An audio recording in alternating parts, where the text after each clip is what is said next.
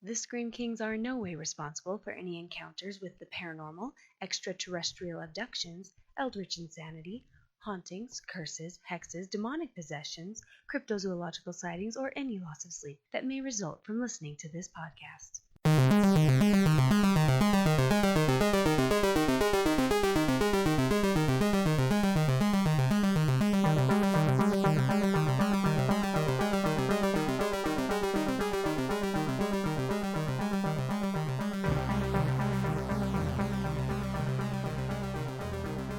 This is the Scream Kings podcast. This is Max George. And I'm Nathaniel Darkish. This podcast has told stories about me. Horrible stories. But they don't realize I have scary stories of my own. We are talking about Scary Stories to Tell in the Dark, the hot summer horror hit that is doing pretty well in the box office. That intro really gave me, campfire feels. I don't know about you, but these stories were very ubiquitous in my youth, and it's very nostalgia promoting. It's great. Oh, absolutely. I distinctly remember those books from elementary school, seeing them float around a classroom, in probably 4th, 5th grade mostly. And yeah, I remember they were very popular. Copies that the school library had, in my elementary school really just were probably just, tattered from how many times they were read and reread and shared. And I don't know about you, but for me, the images from those stuck with me even more than the stories did. Well, and I think it's kind of cool, too, that not only Scary Stories to Tell in the Dark, but the 90s were pretty potent as far as kind of scary stories go. We have this, we had Goosebumps, we had Are You Afraid of the Dark, that classic Nickelodeon show. Which is having a comeback soon. Yeah, I'm excited for that as well. So yeah, there's a lot of nostalgia behind this movie, and I think that helped and hurt it a little bit in some regards, and we'll kind of get to that later on. But like you mentioned, these stories were pretty much everywhere growing up for me as well. They were kind of the edgier, dark version of Goosebumps, and really, like you mentioned, the pictures are very creepy and unsettling, almost more so than the actual stories. Yeah, and I mean, I think we should get into the specifics of the books in it a little bit later on in the podcast. But I guess before we do that, I just kind of want to talk about the movie and then kind of go from there. What's that? It's a book of scary stories.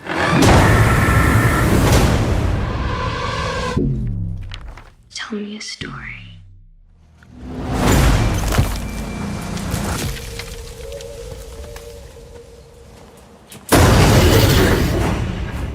Hey, what's going on? Tommy's missing. Tommy's name was in the book. There's no way it's actually connected, right? Okay, what if what happens in the book is exactly what's happened for real?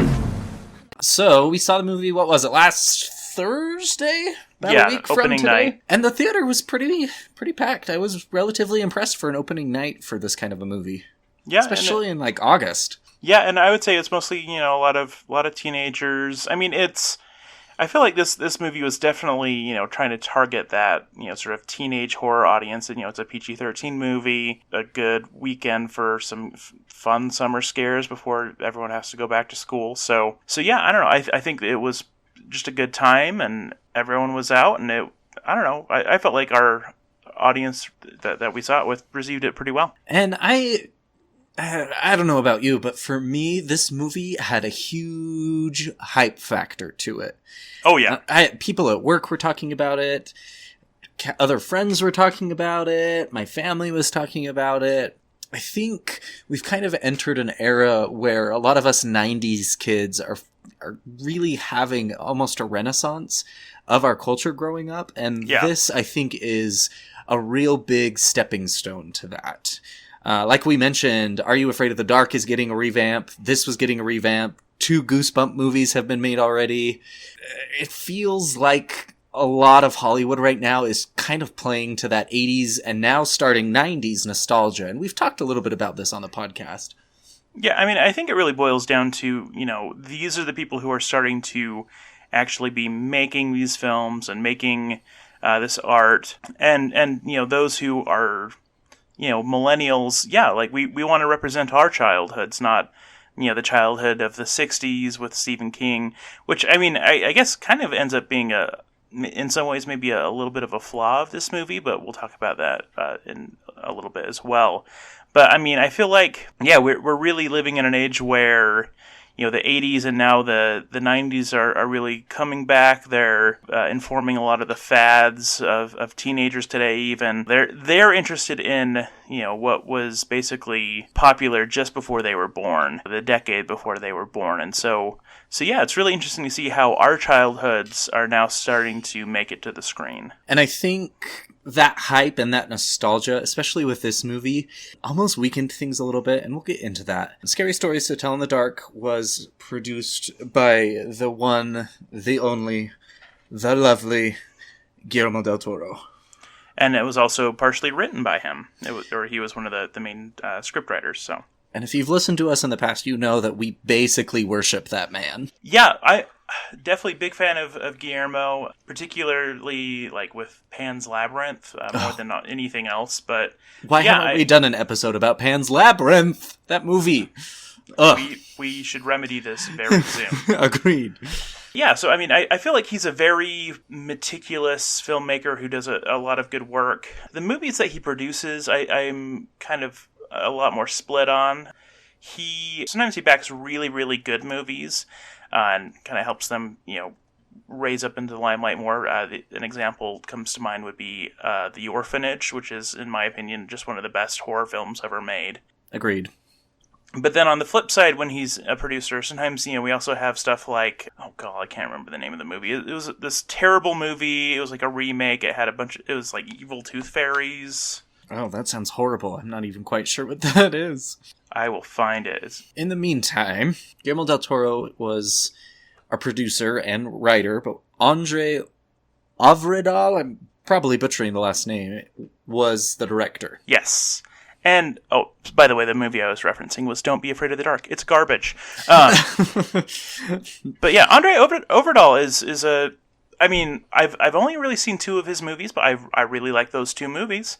So the first one I saw by him was Troll Hunter, which I think is fantastic. It's brilliant. And such an indie film. Not a whole lot of people know about Troll Hunter. And if you don't, go watch it on Netflix tonight. It's phenomenal. Yeah, especially if you're a fan of the found footage genre. It's just one of the best, like, surprisingly good found footage films. And you know, the plot is just around some people who want to go and kind of explore the legends of trolls, and then they start stumbling upon them. And this is, of course, all set in, you know, Scandinavian countries, probably Norway or something. I can't remember. It's been a while since I've seen it. But then the other film that he did was The Autopsy of Jane Doe, which we watched together, and I'd say we both quite enjoyed it. The end was a little wonky, but as a whole, it was a solid movie. Yeah, and again, another very kind of unknown movie that had a really original plot to it that I thought is a very solid movie. And like you said, the ending isn't the best, but overall, it held up really well.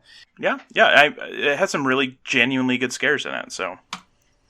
So, again, all of this, you know, Guillermo del Toro producing and writing, we have Andre. Again, the hype bubble, for me at least, was huge. I was very excited to see this movie. The trailers, for me, were horrifying. I thought they presented the material that I remembered as a child in an incredible way. It looked dark. It looked dreadful. It almost looked like that It level. And by it, I mean the movie It, where you were going to go in and these things from your childhood were going to horrify you and really, really terrify you. They were definitely smart trailers. Like, they did a great job of having just very brief, like, little snapshots of some of the, you know, biggest stories. Yeah, and I think they first showed them during the Super Bowl, and yeah, they were all really solid, really, you know, great little, you know, hook you in, you have to go see this movie kind of things. And the bigger trailer, you know, was a little bit less effective for me, but those little teeny, you know, teasers were just, yeah, I was in. I honestly, you know, if you asked me at the start of the year, I was basically, you know, saying, I am excited for Us, and I'm excited for Scary Stories to Tell in the Dark, and I'm excited for Midsommar. And well, I mean, it hasn't quite panned out as well as I wanted with those movies, but still, I was all in just on the little I knew about all of those. As was I. And so let's just dive in, talk about some of the good things about this movie. For those of you who were not born in the 90s, this movie is essentially a bunch of, I don't want to say it's an anthology film, because it's definitely not. A group of kids are getting bullied. They go to this haunted house. They find this spooky book, and this is a horrible plot summary because it's much more detailed. But essentially, this ghost starts haunting these children in a very violent way. Yeah. So basically, it's, there's this story about this woman who was forced to live in the walls of her house by her family, and she would tell children stories. And then she allegedly murdered these children by poisoning them. And so now, 50 years later, or however much later it is, they find her book of scary stories, and then it starts writing new stories, and bad things start happening to them. So I really like that, idea for tying all these stories together, because, the original books are just collections of short horror stories. It's basically a folklore collection more than anything. And so, yeah, I really love the idea that, we had this overarching story, and, it was interesting. Like, it was a little tropey, but it tied together everything in a way that felt much more authentic to the source material than a lot of other things that have to do that find some way to adapt a story that otherwise just doesn't really fit in a film. And I really appreciated some of the special effects. There were a lot of moments that were very, very authentic looking, even though you could clearly tell it was CGI. Well, I mean, they did a lot of practical work. They did, and that was really incredible. There were 2 moments where I was very unsettled and honestly very kind of scared. The missing toe story, where, I can't remember his name off the top of my head. Augie was kind of getting chased by this ghoul who was missing a toe and was hiding under his bed.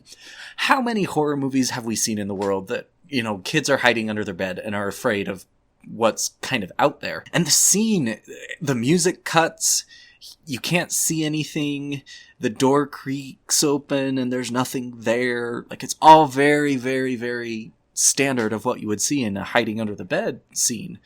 But something about it really unsettled me. And the final jump scare that happened was very well developed. It was very warranted. It was very authentic.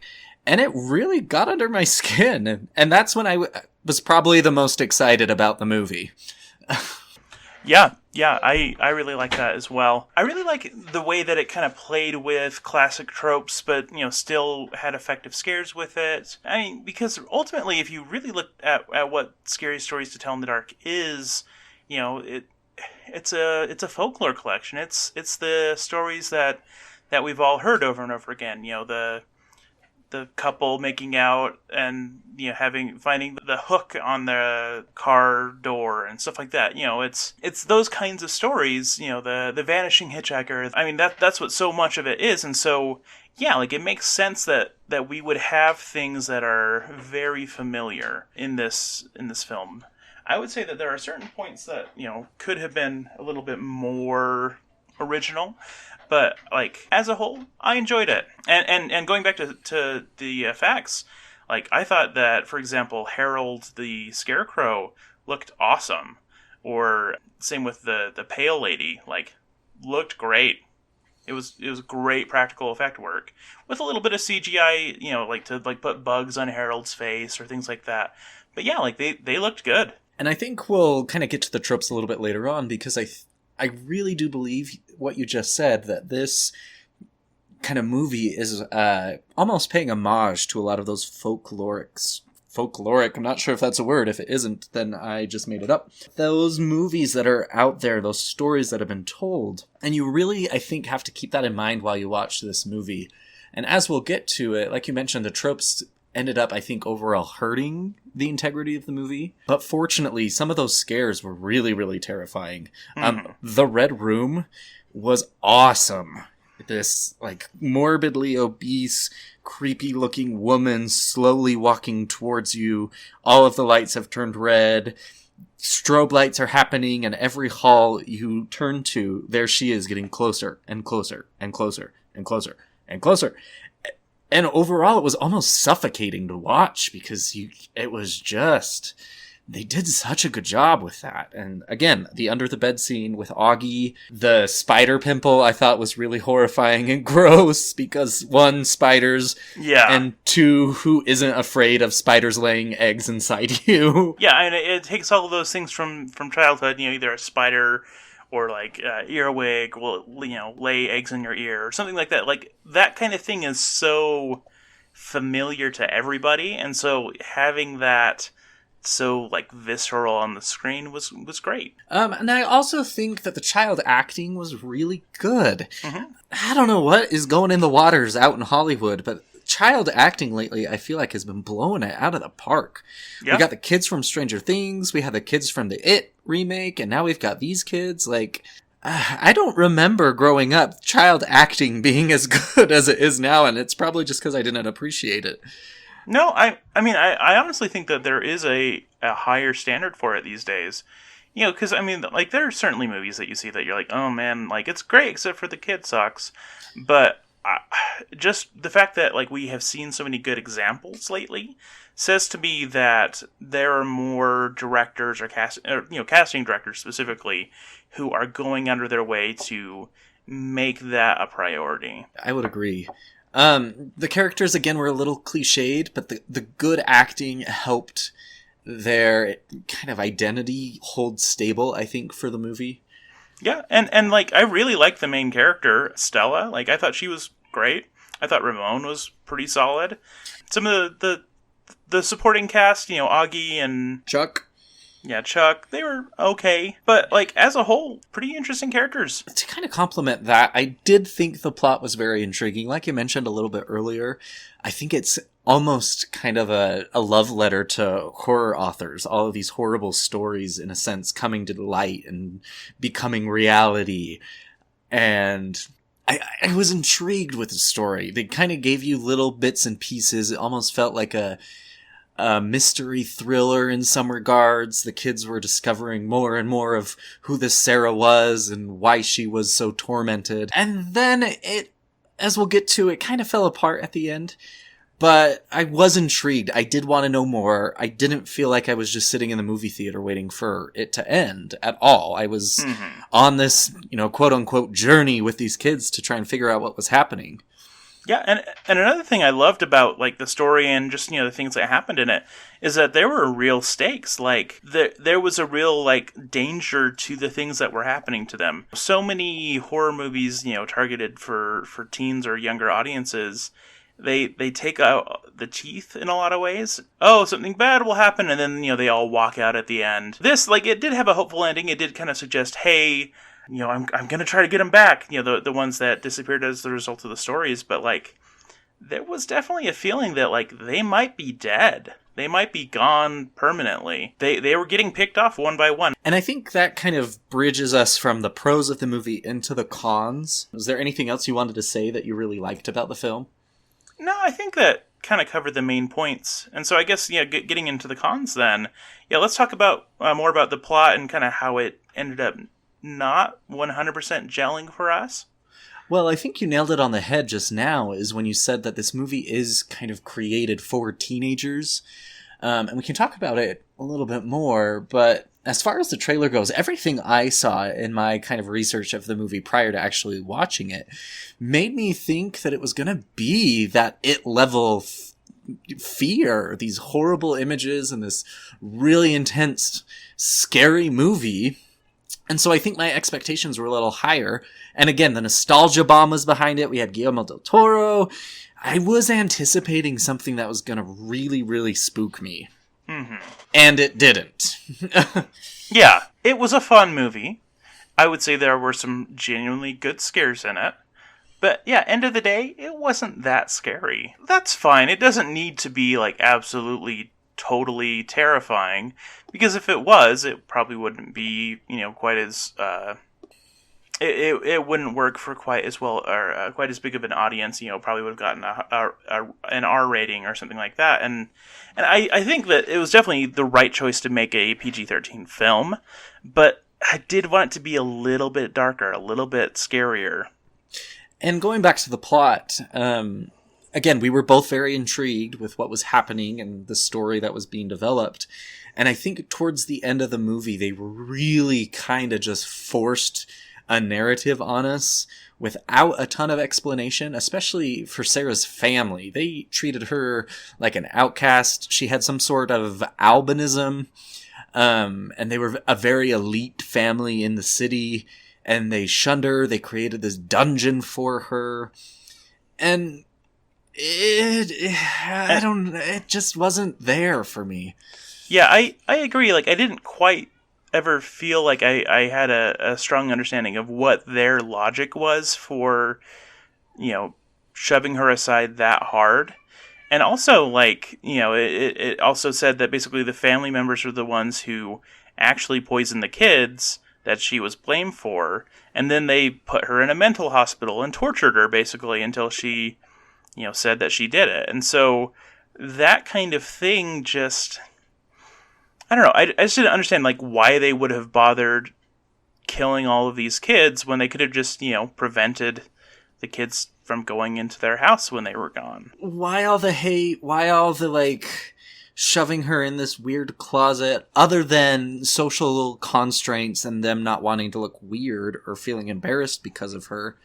But like, the thing is, like she was, like, known, and so then putting her in the wall is even worse. So, I don't know. It just, to me, it seems to be that if they wanted to kind of minimize the social stigma on them, the solution isn't to hide her in the wall. The solution is to, have her live in the attic and, not come out very much. And then where did all these supernatural powers come from? It didn't really explain that either, that more or less all of this negativity and abuse, for lack of a better term, kind of awakened these X-Men powers in her. Like, that made no sense to me at all. I mean, I think it was saying that, like, she didn't necessarily have, like, a magical source for the powers. It's just that by sheer will of hatred, she, wrote stories about her family members, and then it came true. And, like, I don't mind that as an explanation, but yeah, it is a little weak. I mean, I don't mind that either. It just never really stated that. We had kind of this weird... It did with, like, the old lady that they visited, but that was, like, such a throwaway scene otherwise. Yeah, and I guess that's what I'm saying. Like, that almost made me to believe that these nurses taught her black magic, but in reality, they didn't teach her black magic. She taught them the black magic. I don't know. I guess it wasn't coherently explained well enough for me to capture. Yeah, I honestly wonder if some of that maybe just kind of got lost when they edited the film. Like, I wonder if like an extended cut of the movie would be a little bit more cohesive story-wise. It was never so off that you're like, oh man, like, this movie makes no sense. But it was just off enough that you're like, there's just some pieces that don't quite gel. It's all there, but there are some connecting threads that are kind of critical that are missing. And I know you mentioned that one of your favorite parts were that a lot of these characters had very hard and harsh realities. We were running against a clock, and at the end of the day, it was death for a lot of these characters, and it was implied that they are not coming back. Yeah. But for me, it was a little weird, again, with the timing of those events. I agree with you that I thought it was very well executed that the kids were dead and they were not coming back at all. But it was so random in when the events happened. Like, Chuck had his hospital event in the middle of the day, and then Ramon's was in the middle of the night. It did sound like there was, like, a clear, like, every night it's going to happen to one of them, but then they kind of threw that out the window about halfway through. Yeah, exactly. And to pair that up, a lot of the characters were very tropey. Our comedic relief character, Chuck, was almost in comedic relief mode 100% of the time. Mm-hmm. even when his sister, who had the spiders crawling all over her, was in the hospital and implied that she had gone insane, we kind of had some layers peeled back and saw some like vulnerability and some humanity to him. But then he patched that up real quick and was just kind of the quirky, snappy, comedic relief character. Like, I didn't like it. I feel like he was really rough at the beginning of the film. He did get better as it went on, but it still was a little bit much. But yeah, at the very beginning, though, I was just like, I don't even feel like he has a personality other than, you know, the silly one. Right. And even Augie, too, they had this weird... He was like OCD or obsessed with germs or something.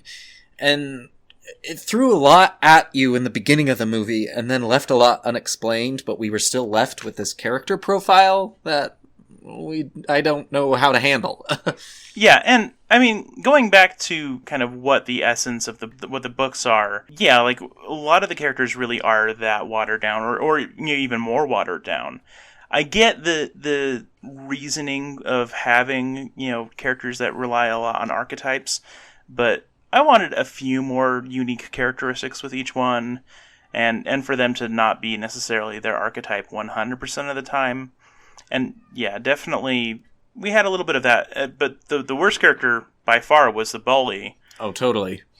Who was literally like every stereotypical bully from, you know, that in anything set in the 60s especially.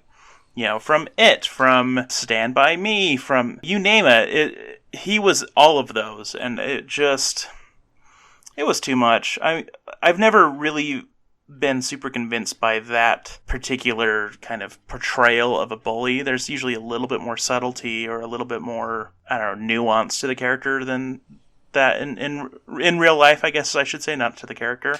He was just every stereotype crammed into one person. And I don't know, it didn't work for me, because I'm like, I just don't believe him because he's so radically an archetype. It was too much, for sure. There was no sense of morality to him. He was drunk at one point, and his mother didn't care. Like, I don't know. It was weird. It was forced. It felt so fake and forced. Yeah, I guess it's just that I didn't believe that he had anything that he wanted. You know, if you're looking at a good character, you can kind of define what they want. A good villain wants something. Right. And with him, his only desire seemed to be a jerk. You know, to cause as much pain to these characters as possible, and not for any specific reason, really. It's just, you know, oh, he is their enemy. He is he's coming after them like Terminator, but just, you know, with 60s bully stereotypes. Illogical bullies make no sense to me. These people are still human, and they have to have some sort of idea of consequences. And this guy, threw all these kids in the basement of an abandoned house with no intent to go back and save them. That would be murder of, 6 people. And he's 16, 17? You have to... I don't know. It's too much. I did think it was very smart that he was the first to go, because, yeah, if he was a regular character for the entire show, it would have been way too much. Another thing that I was a little confused by is the movie was set in the 1968, I believe, if I'm not mistaken. I think so. A lot of the kind of clothing, a lot of the technology that was being used, felt very 80s. Halfway through the movie, I completely forgot it was 1968 when they were at the library looking through all these old pictographs. I was like, oh, yeah, this is the early 70s almost, not mid 80s. It felt very much like they were trying to do It or Stranger Things, but in the 70s, but still have a lot of this 80s nostalgia. I don't know. And I don't know how authentic that is. I'm not a generational expert by any means, but it did not feel like 70s/late 60s at all. Yeah, I agree. I feel like... I'm guessing the decision to do that was probably based more on the ages of the screenwriters. I think that was kind of more in line with their childhoods. But, I mean, ultimately, the books came out in, between 1981 and 1991. I don't know. I think the 80s would have been a smarter choice. And I also, agree. like the people who are nostalgic for this, showed their childhood more. So I didn't think that was the right decision. It felt like, they were trying to go for the childhood part of it, which is funny because the most recent movie didn't even do that. They did the 80s. But, like the book version or things like that, you could see that was an influence that Guillermo del Toro was wearing on his sleeve with how he wrote that. But it just... I don't know, I just feel like it was kind of a missed opportunity. Definitely, especially with all of the nostalgia bombs that they were throwing with the trailer and everything else. I really do think it was a missed opportunity to lean into that and let's have a horror movie set in the early 90s. There's not a lot out there right now. We have this golden age of 80s horror and kind of this weird void of the 90s. I would have loved to see that. Yeah, and part of the reason why it wasn't the right choice was the fact that it's being targeted to, I'd say more than anything else, those who grew up with the books. So, people our age, so people who are about 30, and that's kind of the end of the spectrum there, and then they kind of wanted to start out with, teenagers now. And so having it be set in, in the 80s or 90s would be a better fit for that audience. Yeah, if you're shooting for people who are 15 to 35, give us something that's a little bit closer to us, that we can identify with more as an audience. My last thing that I really wasn't too fond of with the movie is the ending with Stella and Sarah did feel a little happily ever after. Stella has this breakthrough that she's going to tell Sarah's story, and she's an aspiring author, and because of that one action, Sarah's pain is now all released, and it didn't fit the rest of the mood of the story. All of these other characters had these horrendous deaths. Poor Chuck was assimilated into the Red Room Pale Lady, and Stella's just going to write a story about how terrible Sarah's life was, and now she's okay with everything and is going to stop. I don't know. I didn't necessarily have a problem with that as much as I had a problem with, them driving off into the distance. Ramon has joined the military because he was a draft dodger, which, no, that didn't really work for me that much. But so he's gone.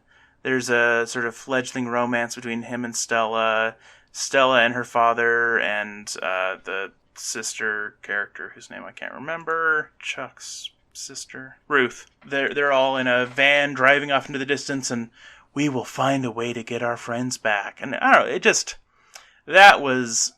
was silly.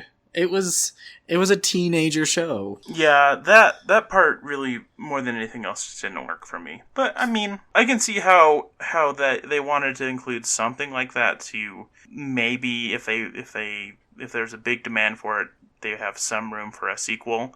But it just still didn't work for me that well. So let me pose you a question then, Nathaniel.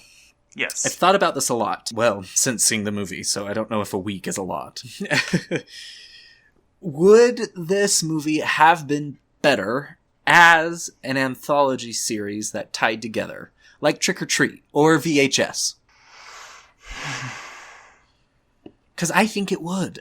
I don't know, because I can see why you feel that way, but I think at the end of the day, what made the movie work as well as it did was having some characters to root for. And so, because we cared what happened to them. It wasn't perfect at that, but if I didn't care about any characters, if it was just me kind of seeing snapshot and and then the next snapshot and the next snapshot of people experiencing these different scary stories, even if there was kind of some subtle connecting thread or something like that, I just don't know if I would have cared. In fact, I would say that's a weakness, especially of Trick or Treat in my mind, was that I kind of didn't care about any character. I just kind of was watching how it played out. And so with this, I at least had some investment in the characters. And so, I didn't want bad things to happen to at least some of them. I think that's very fair. But I think it would be a fun way to continue it, like to have a scary stories too, and it could just be an anthology film. It could just be more stories. It could just start with the book opening up, and then we get another story. I think if it was to be an anthology movie, that the stories would definitely have to take it next level and be very, very horrifying and dark. Mm-hmm. Because then you're watching it not really to care about someone, you're watching it to see how it's going to scare you. But yeah, I guess on the flip side, though, a lot of the stories are extremely simple. It's true. It's very true. Especially just having read all 3 books in the last week, they are very, very simple stories. So, should we talk about our screams and crowns? Sure. As far as screams go for me, I'm going to give it a 4. I'm going to give it a 4 as well. It had some really great moments, but it wasn't, end of the day, very scary. It's a pretty tame movie. And we kind of talked about it a little earlier on. This is one of those movies that falls into the classic trailer ruins it in some regards. I wish I hadn't seen the trailer. I was anticipating a lot more scare, and it just didn't deliver at all. Okay, so what is your rating for Crowns? Crowns, I gave it a 5. Man, that's a little harsh. I didn't love this movie. I thought it's a solid Halloween party movie that you throw a party and you want to throw on a good scary film that entertains people, but also you can walk away and go get some chips and then come back and feel like you haven't missed anything. I wasn't super impressed. And I've talked to a few people who have also seen it, and it goes either way. I work with a guy who saw it, and he also was very bored throughout the entire movie, to the point where he was checking his phone and wanted to be distracted because he just was not engaged in the movie at all. And I've talked to another person who thought it was the best horror movie they've ever seen. So I think it's rather polarizing in some regards. Okay, I'm going to give it a 7. I enjoyed it. I probably wouldn't necessarily go see it in the theater again, but I would watch it a couple more times and not have an issue with that. But I agree, it's definitely a movie that would be very safe for a Halloween party where not everyone is super, into intense scares.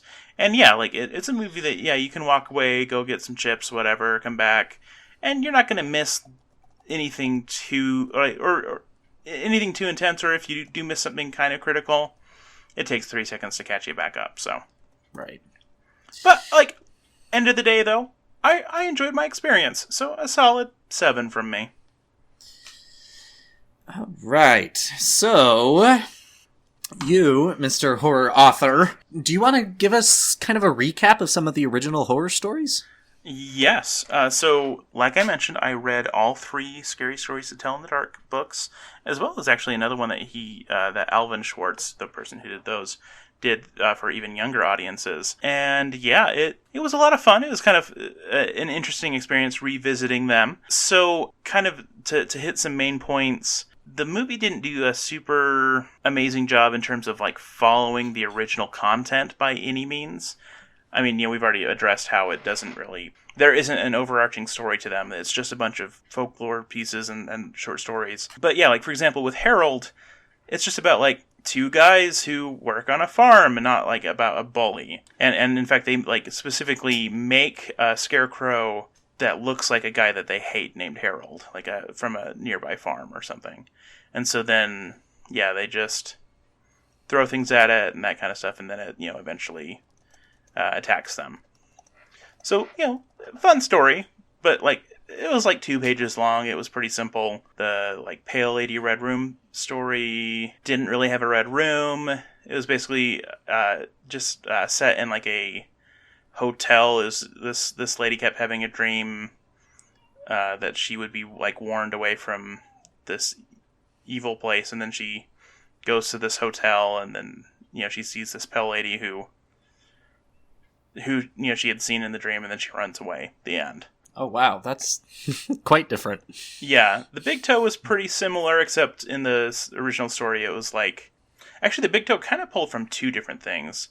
Because one was, missing a big toe. But then there was also another story about a woman. She eats her husband's dinner, and then she, steals the liver from a nearby body. Oh, okay. Because they, live next to a mortuary or something. I don't know.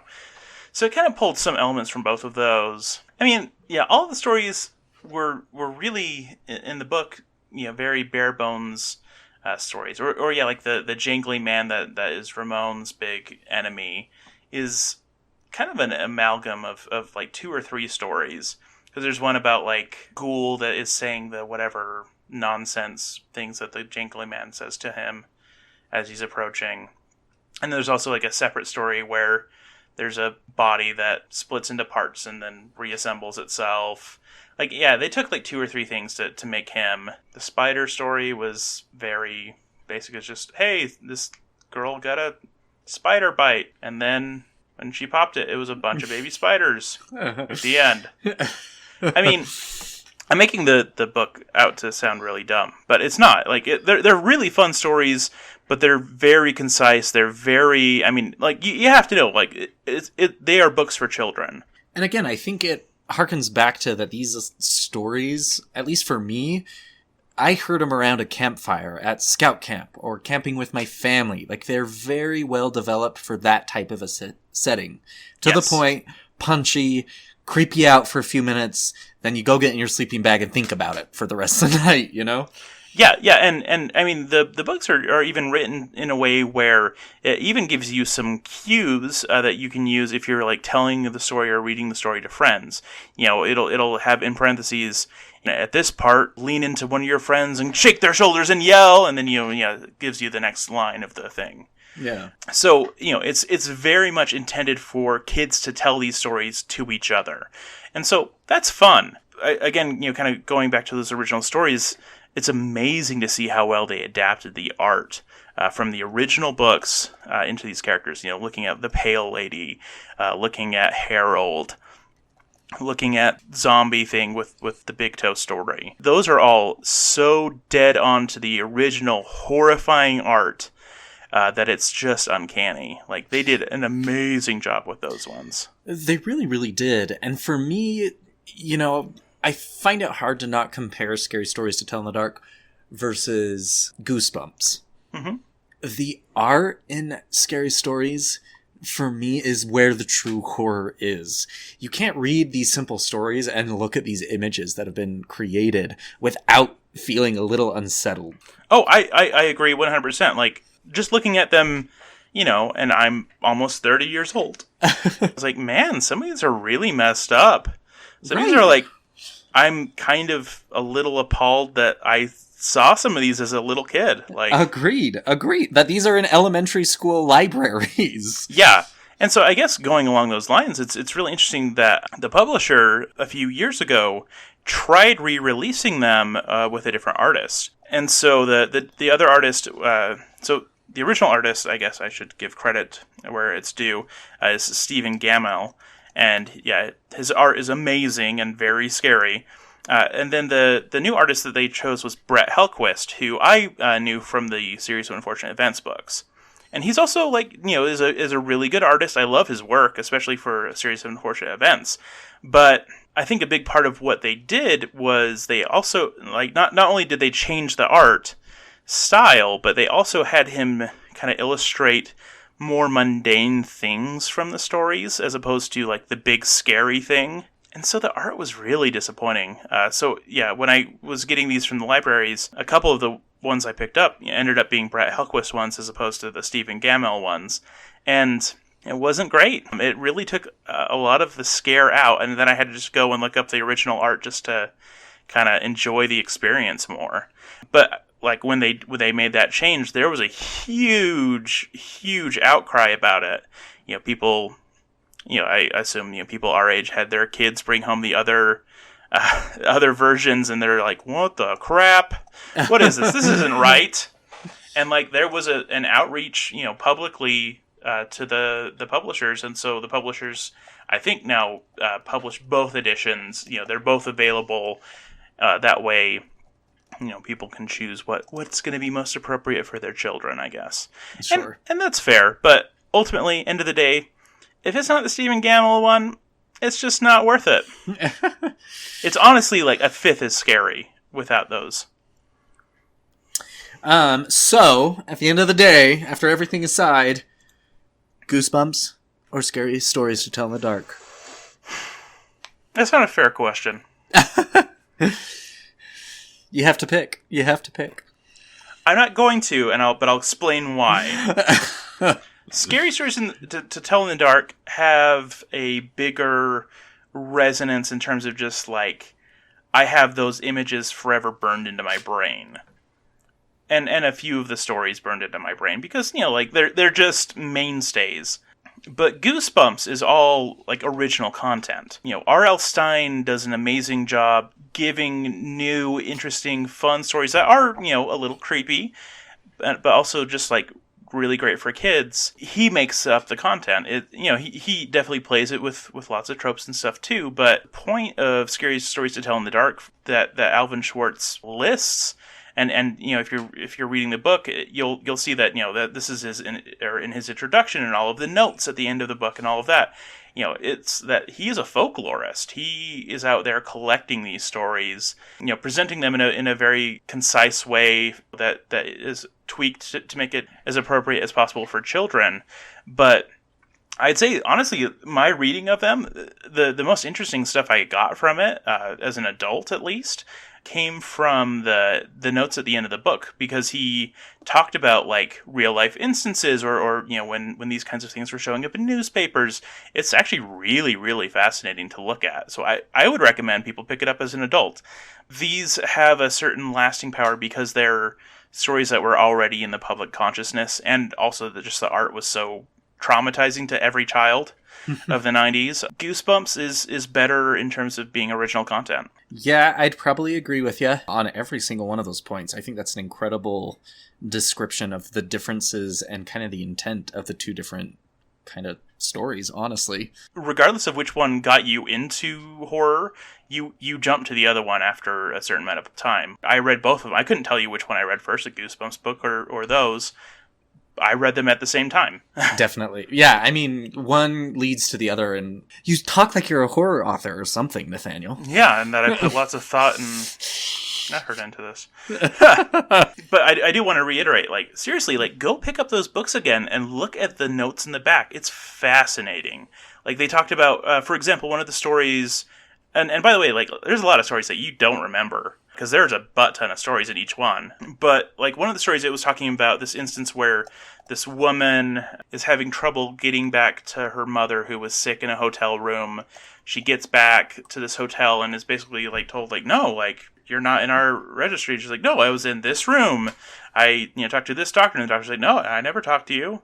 It's like, oh, but my mother's sick. I brought her medicine. And they're like, nope, we don't have record of you or your mother. She's like, I was here hours ago. What are you talking about? And then she goes into the room, and the room is different. Like, it's a different color, all of that. And so it's, this like really kind of like eerie story. And then, she never finds her mother. She doesn't know what happened to her. And then it actually, like, in the back talked about how this is, based on some real life things that may have happened. And specifically states that, like, it was probably that the mother was sick with something that would be, cause a public panic. And so basically health officials probably showed up, hauled her out of there, and basically said, okay, clean everything in this room, repaint the room, pretend this woman was never here.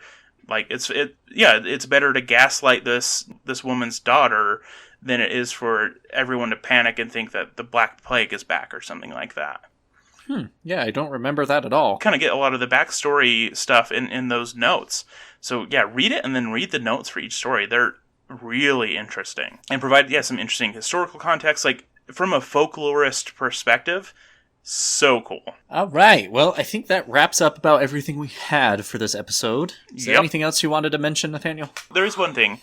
I haven't watched it yet, but there is a documentary film that recently came out called Scary Stories that is about the books, and I've heard it's really good, so that may be worth checking out as well. I think it just came out on demand like a couple months ago, so definitely check that out. I know it has like some archive footage of Alvin Schwartz talking about it, even has like an interview with like R.L. Stine in it, that kind of stuff, so worth taking a peek at. Is that your staying spooky bid, I hear? Yeah, that works. It's my, hey, this is all of our homework. All right. I like it. Okay, so do you have a staying spooky bit for us today? Oh, yes, duh. Yeah, I started a new show. It's on Hulu. It's called Preacher. It's got 3 seasons so far, and it's actually based on a fairly awesome graphic novel, which I have not read yet, but I have heard many good things about it. I've read it. Read the first one, at least. It sounds like you did not love it. No. So far, the show is okay. It's kind of about this disillusioned, I don't even know if he's a war criminal. I'm not quite sure what his story is. He gets possessed by the weird offspring of an angel and a demon who gives him these weird divine powers that also have very diabolical consequences. Mm-hmm. I'm not quite sure if I'm hooked yet, but so far I've been enjoying what I've been watching, and it seems to be going in a good place. So, that's my bid for staying spooky. I will return and report if it's worth the effort. Yeah, I've been intending to check out the show because I didn't love the comic. I thought it was kind of gross, but I think it could work better in a film medium. I don't know. A lot of the side characters were just very unpleasant. Seems like they did a good job of adapting it, and I mean, as with, say, like the Walking Dead series, I certainly enjoyed the TV show more than the comics. So I'm definitely wanting to give it a try. All right. Well, I think with that, we end this episode. So, friends, please stay spooky. Stay spooky. Need even more Scream Kings? Here's our obligatory shameless social media plug. Follow us on Twitter or Instagram at ScreamKingsPod. You could also email us at screamkingspodcast@gmail.com. Help us reach a wider audience of horror fans by leaving a review on iTunes or by sharing a link on social media. You can also support the show by going to patreon.com/ScreamKings. Stay spooky.